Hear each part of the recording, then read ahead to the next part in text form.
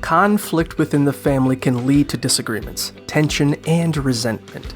To handle family problems effectively, it is important to learn problem-solving skills and schedule a time for a group discussion. It is crucial to acknowledge the problem and then come together to devise a strategy for resolution. Regular family meetings can help prevent resentments from developing and improve communication. During the discussion, it is important to focus on the current issue and use I statements to express needs and concerns. Active listening and validating each person's point of view are essential for conflict resolution. Finding a compromise and seeking professional advice if needed can also be helpful.